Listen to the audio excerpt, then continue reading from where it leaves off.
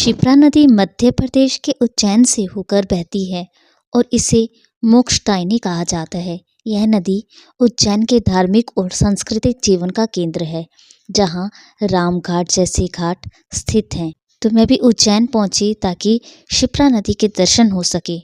उज्जैन शहर के आसपास नदी में प्रदूषण की समस्या बहुत ही गंभीर है, जिसके कारण इसे प्रदूषित नदी क्षेत्र घोषित किया गया है। पुराणों में ऐसा उल्लेख है कि शिप्रा नदी का स्मरण करने मात्र से मनुष्य के सारे संचित पाप नष्ट हो जाते हैं और उसे मोक्ष की प्राप्ति होती है। जब मैं यहाँ पहुँची तो मैंने शिप्रा नदी के आसपास देखा तो हर जगह मुझे गंदगी ही गंदगी दिखाई पड़ी। वहाँ बैठने के लिए भी कोई स्वच्छ स्थान नहीं था और इतना दुख हुआ कि इतनी पावन जगह उज्जैन, जहाँ महाकाल है और वहाँ पर इतनी पवित्र नदी स्थित है और वहाँ पर इतनी गंदगी। उज्जैन की शिप्रा नदी कई कारणों से प्रदूषित है, जिसमें सबसे प्रमुख इंदौर से कान्हा नदी के माध्यम से आने वाला गंदा पानी और औद्योगिक कचरा है। यह प्रदूषण नदी को नहाने योग्य भी नहीं छोड़ता। नदी को साफ करने के लिए करोड़ों रुपए खर्च करने के बावजूद कान्हा नदी से आने वाला सीवेज और भारी धातुएं प्रदूषण के मुख्य स्रोत हैं।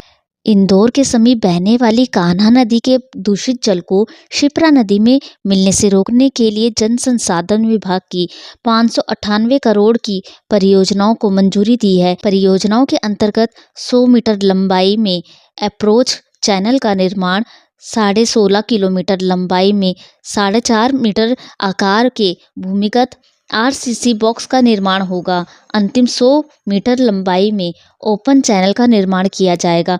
परंतु जनमानस को भी चाहिए कि हमें अपने आसपास की नदियाँ, खासतौर पे जो दूषित हो रही हैं, उनमें जो बढ़ती गंदगी है वो ना फैलाएं। जब मैं वहां पहुंची तो मैंने शिप्रा नदी के सफाई कर्मचारियों एवं निगम कर्मचारियों से भी शिप्रा नदी में बढ़ती गंदगी पर चिंता जाहिर करते हुए बातचीत की।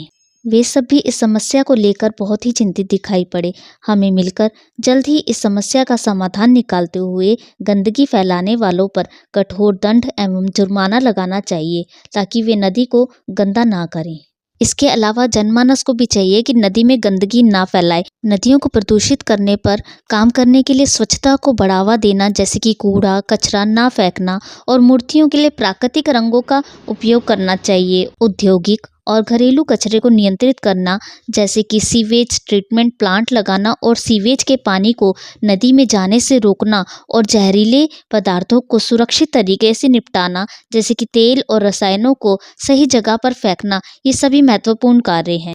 यह हमारी नदियाँ हैं, हमारे जल का स्रोत हैं, हमारे जीवन की पूंजी है और हमारे देश की धरोहर है। इनकी रक्षा करना हम सभी का कर्तव्य है। हमें कदापि यह नहीं भूलना चाहिए कि नदी स्वच्छ तो जीवन स्वस्थ।